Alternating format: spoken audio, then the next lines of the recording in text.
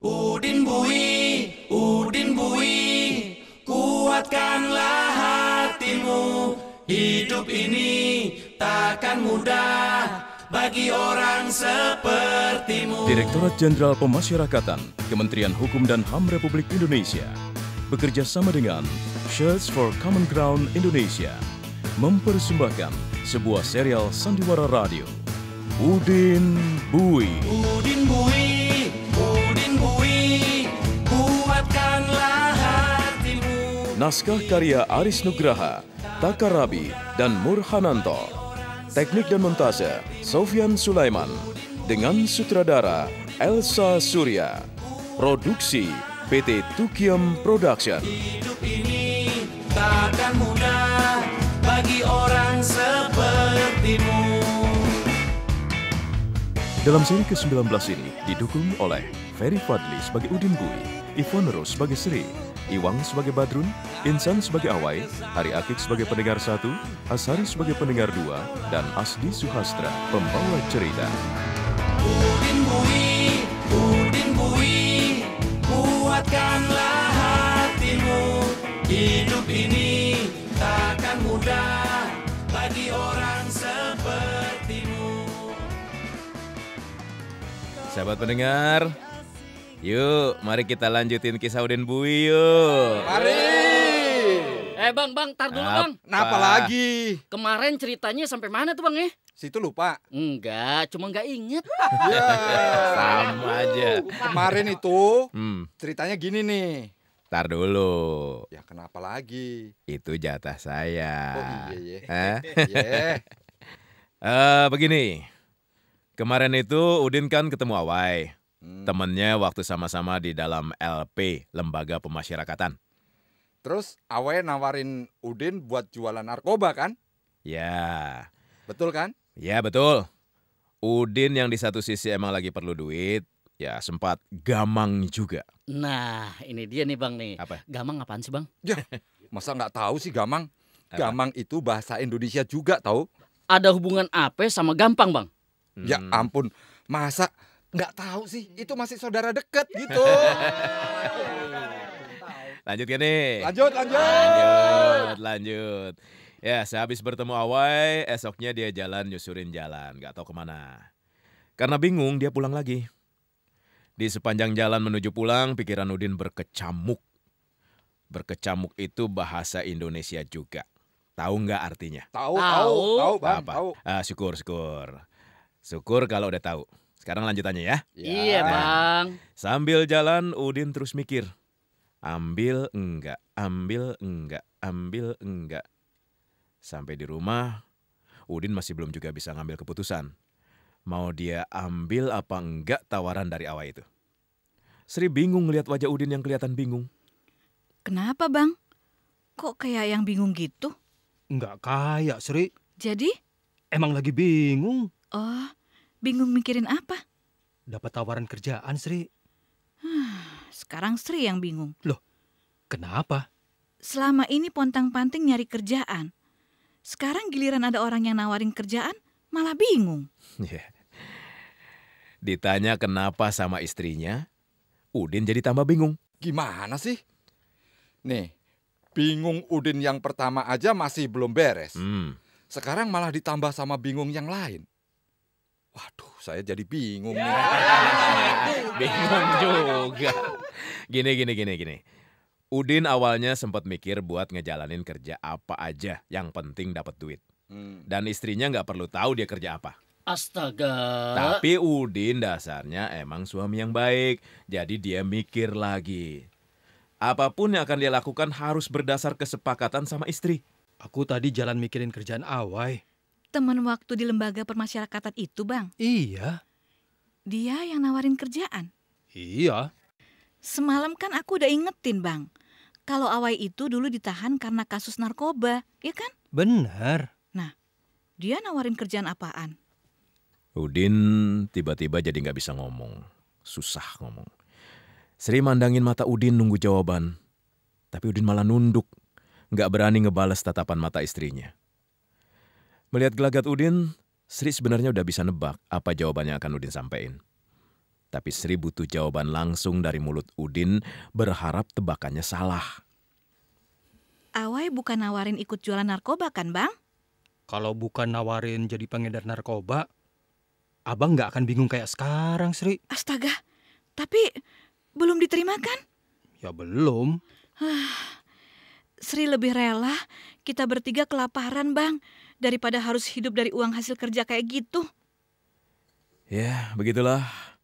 Besoknya Udin pergi nemuin Awai lagi. Mau ngapain lagi? Kan udah jelas istrinya nggak mau Udin jadi pengedar narkoba. Justru itu, Udin datang buat ngasih tahu kalau dia nggak bisa nerima tawaran kerja dari Awai. Maaf, Ai. Gua bukannya nggak butuh kerjaan. Nah terus? Apalagi nolak kebaikan lu. Mudah-mudahan lu ngerti. Ya udah nggak apa-apa, gue ngerti. Syukurlah. Tapi lo masih perlu duit kan? Buat rumah kontrakan baru? Masih. Nah, Doain aja cepat dapat kerja. jangan minta doa gue. Gue aja jarang berdoa buat diri sendiri, apalagi buat orang lain. Aja lah.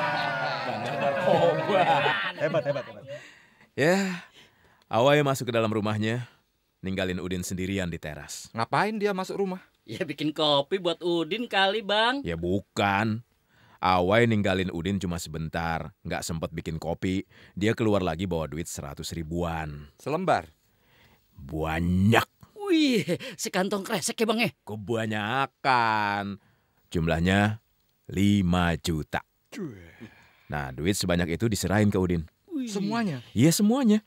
Masa cuma selembar sih? Nah, ini bikin Udin bengong. Bengong dia ngeliatin duit segitu banyak.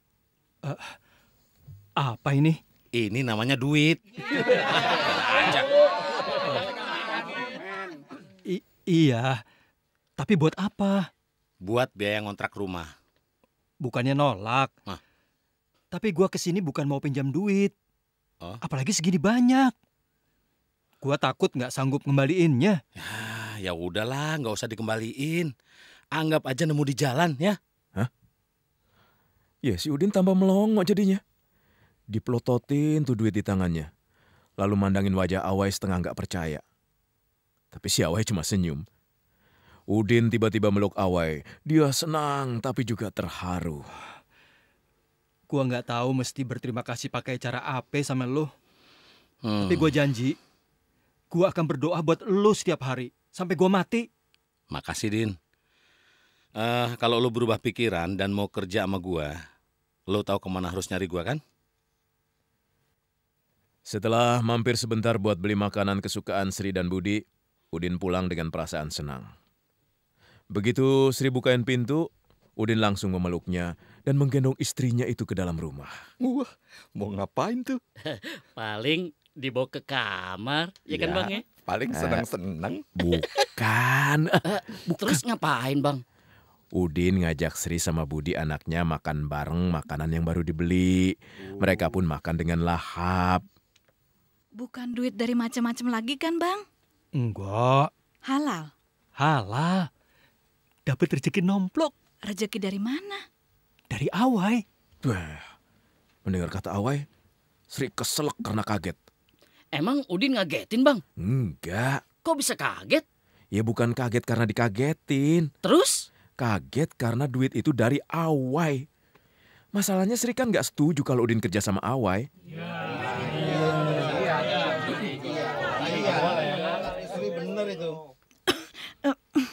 Aku nggak rela makan dari uang yang nggak bener, Bang. Ini uang bener. Bener dari mana? Bukan dari kerja jualan narkoba. Tapi ini dikasih. Sri kelihatan diam sejenak. Ia berusaha berpikir, apa Udin bener nggak kerja sama Awai? Aku nggak minta. Dia yang kasih.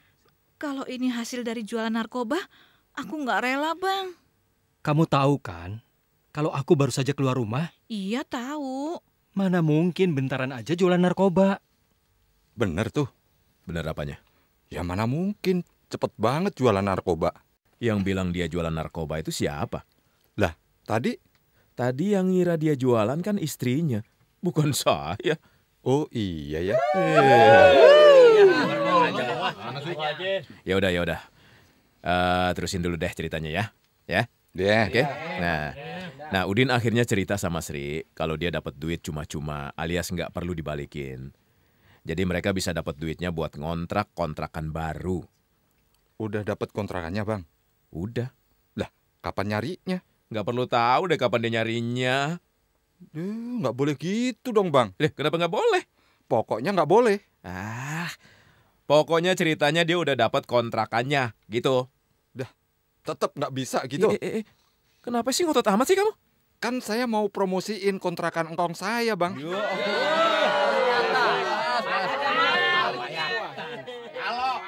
Aduh. Ya udah ya. Akhirnya pindahlah Udin beserta keluarganya ke kontrakan yang baru. Kontrakannya sederhana, suasananya tenang, nggak banyak aktivitas. Mereka tampak senang tinggal di kontrakan mereka yang baru.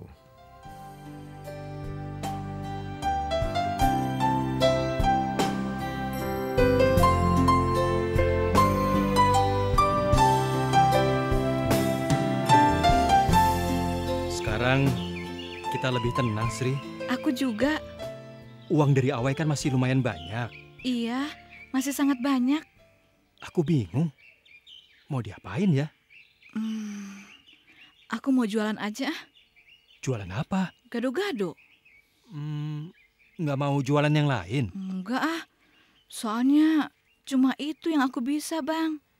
Ya, akhirnya Sri pun jualan gado-gado. Makin lama makin banyak saja pembelinya. Keuntungan pun hari demi hari semakin bertambah. Karena telah merasa mempunyai uang yang cukup, Udin pun pengen punya usaha sendiri. Dulu Udin waktu di dalam sel pernah diajarin gimana caranya memperbaiki mesin motor sama mobil. Jadi dia sekarang punya niat buka bengkel sendiri. Namun ternyata buka bengkel itu perlu biaya banyak. Waduh, nggak jadi buka bengkel dong. Ya enggak sih, tapi niat memperbaiki motor sama mobil orang yang rusak ya tetap jadi. Caranya? Udin mendatangi orang-orang yang punya motor sama mobil yang rusak. Busi motornya kotor. Cuma dibersihin aja, Bang. Berapa? Wah, terserah Bang aja. Ya terserah itu berapa? Ya, terserah. Ya jangan bikin bingung dong, sebut aja. Enggak ah. Saya senang kerjaannya, tapi kesel sama harganya.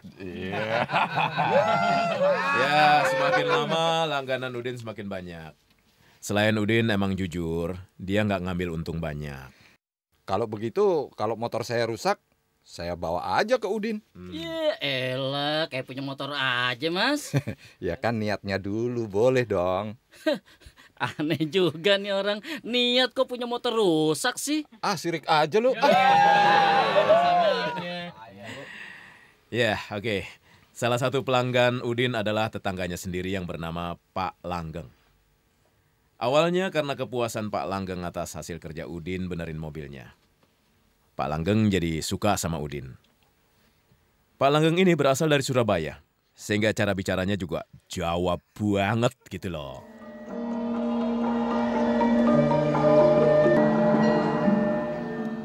Aku suka sama orang yang ulet kayak kamu. Terima kasih, Pak. Iya, ndak usah malu-malu. Anggap saja saya ini orang tuamu ya. Iya, Pak. Anak saya 2, tapi ndak ada yang ikut saya karena sudah punya keluarga dan rumah sendiri. Saya juga punya anak, Pak. Oh, namanya Budi. Budi, iya ya. Besok bawa ya anak sama istrinya ke sini. Oh, iya, Pak. Ya, singkat cerita, Udin ngenalin istri dan Budi pada Pak Langgeng dan istrinya yang sakit-sakitan. Kedua orang tua itu senang dan bahkan menganggap Budi sebagai cucunya sendiri. Lah, istri Pak Langgeng sakit apaan? Sakit tua. Sakit tua itu jenis penyakit dalam ya, Bang? Bukan. Oh, ngerti aku. Sakit kulit? Bukan juga. Lah terus sakit apaan dong? Ya sakit karena udah keriput. Istri Pak Langgeng sering tiba-tiba lemas, tidak mau makan dan lebih sering masuk angin. Oh, kalau sakit yang itu mah saya paham. Ya itu ciri-ciri sakit tua. Bener, Bang. Nenek saya juga, Bang, sering sakit kayak gitu, Bang. Emang neneknya udah tua. Ya iyalah, namanya juga nenek-nenek.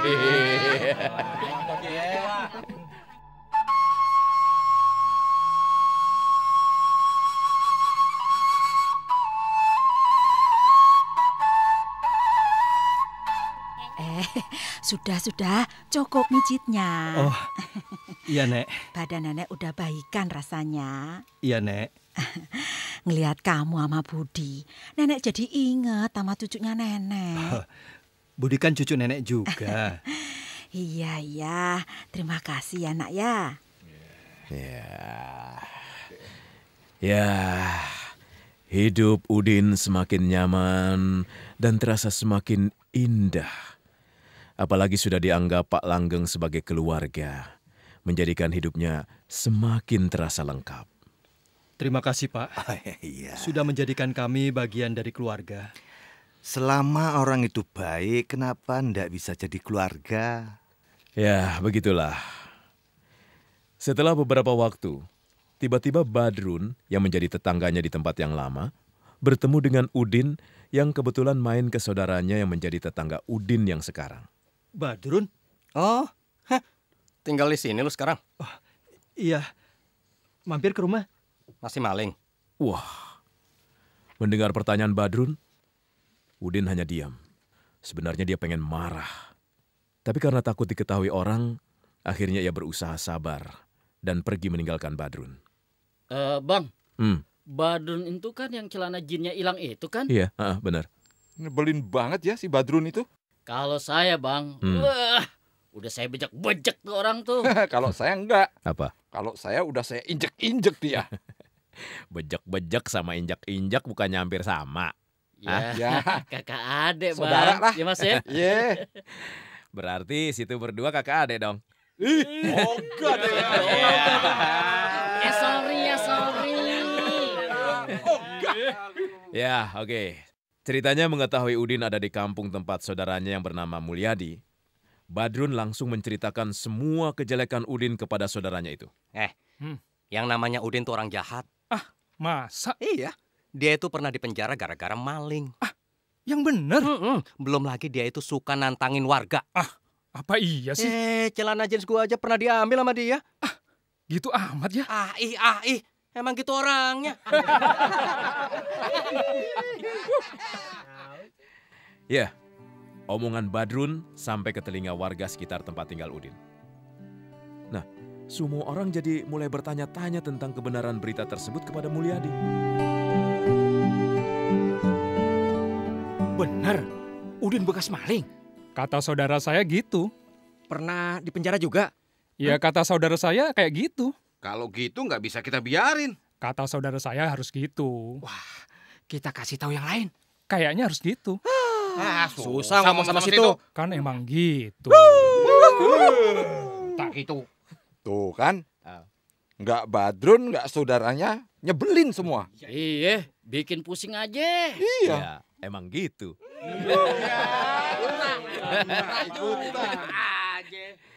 Ya, akhirnya semua warga pun tahu siapa Udin sebenarnya. Dagangan gado-gado Sri menjadi sepi, tidak seperti biasanya. Orang yang biasanya butuh Udin untuk memperbaiki motor atau mobil sudah berkurang dan bahkan tidak ada. Kenapa ya? Kok dagangan kamu jadi sepi? Nggak tahu. Jangan-jangan sudah nggak enak gado-gadonya. Nggak ada bumbu dikurangi kok. Atau kurang banyak kali? Nggak juga kok. Kenapa ya? Abang biasanya keluar beresin kendaraan orang. Iya, tapi udah beberapa hari ini nggak ada. Jadi bingung ya. Ada apa ya? Orang-orang sini juga banyak yang berubah, Sri. Iya, biasanya senyum. Sekarang ngelihat juga enggak. Malah banyak yang bisik-bisik kayak ngomongin aku, Bang. Kasian ya Udin. Ya, memang kasihan. Tapi semuanya itu harus Udin hadapi. Bang, Pak Langgeng juga, apa dia benci sama Udin juga, Bang? Sebenarnya sih enggak.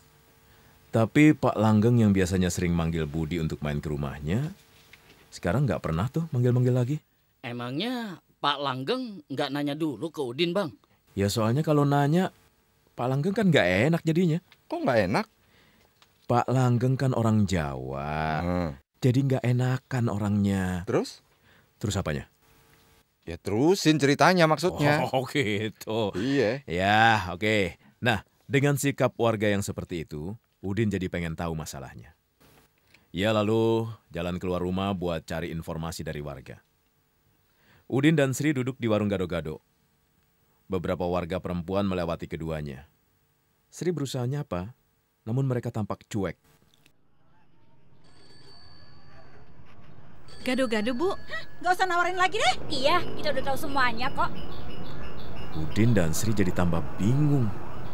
Keduanya saling pandang. Kenapa ya, Bang? Nggak tahu juga. Aku jadi nggak ngerti. Sudahlah, nanti kita cari tahu. Gara-gara Badrun, hidup orang jadi susah. Tumben, situ perhatian. Kalau dengar orang susah, saya ini jadi terharu tahu. Saya juga lagi kesusahan nih, Mas. Kalau situ yang susah mah, bodoh amat. Buset, kok bisa begitu sih? Situ kan dari dulu susah melulu. Masa saya terharu melulu? Ya, Udin akhirnya memberanikan diri untuk mencari tahu pada warga. Ia keluar dari rumah kontrakannya dan menyusuri jalan. Ia tambah bingung karena hampir semua warga memandang sinis dan bahkan menghindar. Kenapa dia nggak ke Pak Langgeng aja ya? Iya sih, akhirnya Udin cari tahu ke Pak Langgeng. Walaupun sebenarnya Pak Langgeng punya rasa nggak respek karena sebelumnya dia pernah bilang suka sama orang baik. Iya ya, Udin kan pernah jadi orang jahat ya Bang ya? Ya, begitulah. Namun Udin tetap bersikap biasa pada Pak Langgeng dan memberanikan diri untuk nanya. Ada perlu apa, Din? Saya lagi sibuk. Maaf Pak, saya cuma pengen nanya. Nanya apa ya? Saya lagi ada urusan.